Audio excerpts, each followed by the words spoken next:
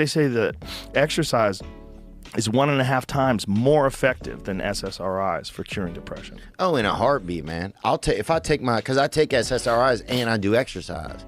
If I take my SSRI, I don't feel really anything. I just feel like, oh, I took my SSRI. But if I go for a run, like even today, I had to go run a couple miles. I was like, I know I'm going to be on here. I want to like just be in like I want to have my good energy going. I'm going to go for a run, you know, and so. Yeah, I know that it makes me feel better if I do something athletic, you know? What SSRI are you taking? I think I'm on Lexapro right now. I take the generic one, whatever the cheaper one is. You know, I think it's, I don't know what it is, but it is, they say it's fine. You know? So I don't know if I believe them, but I mean, I'm fucking taking it. Now, I would like to maybe take 30 days off and try ayahuasca again. I feel like I'm getting back around where... The reason why you take the SSRIs? I think because when I'm off of them, something feels wrong. I feel it's a battle. A battle. It's a battle to, even if I do running and I do fitness, right? It's a battle to keep myself even. So instead of dealing with that at a more intense level, I choose to take them because it just makes it a little bit easier. I don't think it's taking the easy way out though, because if I don't take them and I still do all those things, it's hard for me to get to a good baseline. What do you mean by wrong? Like when you say you feel wrong, what does it feel like? I feel like at any moment, kind of my feelings can just drop off into like a really surprised low. Out of nowhere for no reason. Yes. Sometimes with a little bit of motivation to it, right? Or some trigger.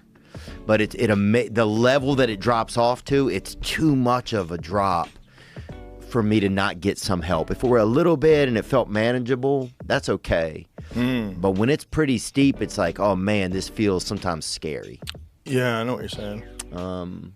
But it's doing that ayahuasca stuff made it a lot better than it had ever been. Neil Brennan said it basically cured him. Yeah, he's the one who took me to it.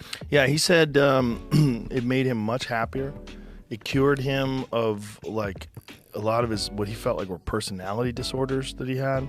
You know, like Neil's a great guy, but he's very, very smart. Very smart. And sometimes, you know, I wonder about real smart guys. They're just always thinking about things and maybe too much about certain things.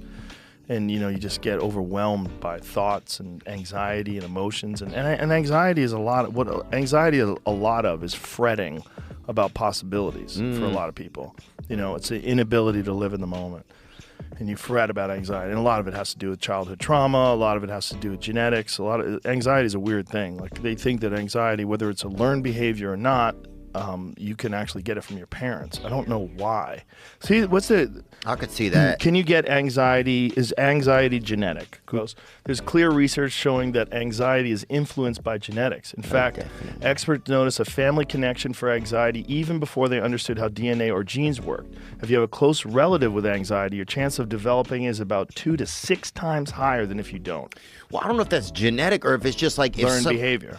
Yeah, if your mom is always or your dad is always like, they're fucking anxious and they're fucking, if they come over and they're always fucking tickling you, then you're gonna fucking feel tickled all the time. If you're always getting fucked with. Yeah, something, you know, bugging you or something, even just tickling you with their words. Yeah, genetics of generalized anxiety disorder and related traits. Well, for sure, mental illness is genetic.